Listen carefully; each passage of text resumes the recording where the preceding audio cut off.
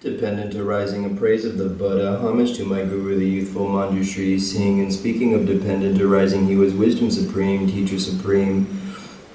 I bow to him anew and taught the all-conquering dependent arising of the suffering existing in the world. Its root is none other than ignorance. The understanding to kill this root, you said, is none other than dependent arising. How could those of intelligence not see? Dependent arising is the heart of your doctrine, where is greater praise of you, therefore, than in praise of dependent arising. Whatever depends on circumstances empty of nature, what greater teaching is there than this?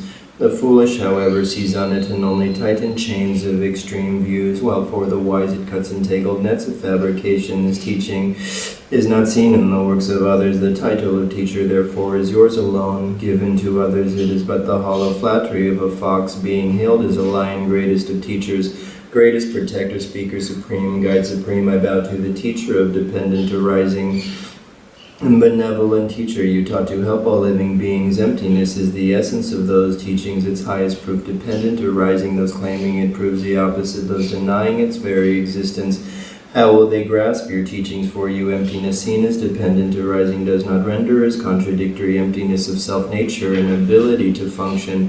To hold to the opposite, however, that with emptiness there can be no function, and with function no emptiness, is to fall into a dangerous trap in your teachings. Therefore, knowledge of dependent arising is highly praised, but it will not be known to views of self or non-existence. Non-dependence, you have said, is like the sky flower. Non-dependence, therefore, does not exist. Anything existent by its own nature contradicts existence by cause and circumstance.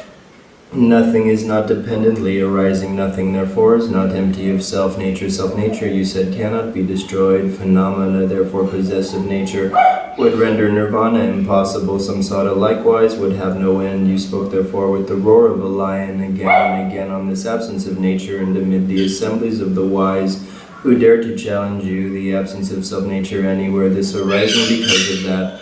Both presentations are true, and what need to say that both come together without contradiction. Moreover, by reason of dependent arising, one will not depend on extreme views. This is the excellent teaching, my protector, that renders you orator supreme. All this by nature is empty, and this arises from that. Such realizations do not hinder, but mutually complement. What is more wonderful, more astonishing than that? Praising you this way is praise indeed. All other praise is lesser. That some hostile to you, held as the slaves of ignorance, are unable to bear the sounds of no self-nature comes as no surprise. That others, accepting dependent arising, the crown jewel of your teaching, are unable to tolerate the roar of emptiness does surprise me. If by the very name of dependent arising, gateway supreme to no self-nature is asserted, how will they be led to that noble path that pleases you? That incomparable highway will traveled by exalted beings, self-nature real and non-dependent, dependent arising unreal and of dependent nature. How without contradiction could these two ever come together? Consequently, that which dependently arises has forever been empty and void of nature. Things, however, do not appear that way. All this you have said is therefore like an illusion. Others may attack your teaching, but they will never be any match. Such claims are validated by dependent arising. How? Because its explanation casts away all possibility of flawed assertion and faulty denial of all phenomena, evident or hidden. This very path of dependent arising, the reason for seeing your words as unparalleled, generates conviction in the validity of other teachings. Having seen the truth you taught it, those following you will leave all troubles far behind, for they will cut to the root of every fault. Those, however, outside your teachings, though they practice long and hard, are those who beckon back faults, for they are welded to views of self. Ah, when the wise see the difference, how could they not revere you from the very depths of their hearts?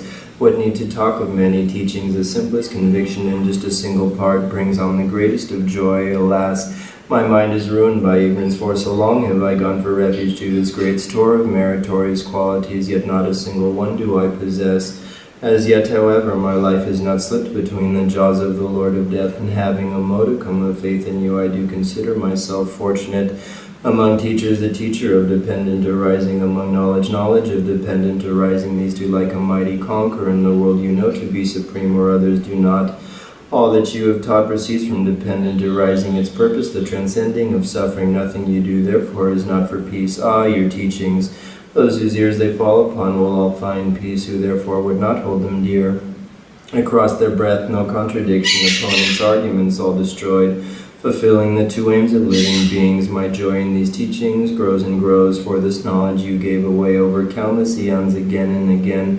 Your loved ones, your possessions, sometimes your body, other times your life. Seeing such qualities, I am drawn by your mind like a fish on the hook. Not hearing your Dharma from you in person, such misfortune, by the pain of such sorrow, my mind will never give you up like the mind of a mother for her precious child. And yet as I think on your words, hearing you talk of this and that, teacher with a voice melodic as Brahma, resplendent with features of perfection, encircled by garlands of light, your enlightened form reflects in my mind like the cool light of the moon, medicine for my feverish torment. Those unwise in this wonderful doctrine were confused and entangled like plaited grass. Seeing this, I followed with diligence the great scholar, seeking again and again your thoughts, poring over many works of our and others' tradition.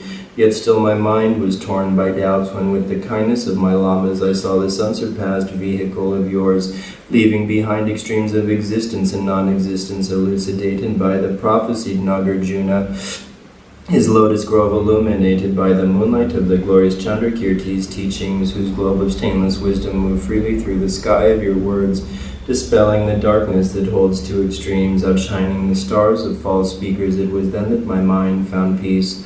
Of all Buddha's deeds, his words were the greatest, and they were words of dependent arising. Let the wise therefore remember him this way, becoming ordained into the way of the Buddha, by not being lax in study of his words, and by yoga practice of great resolve.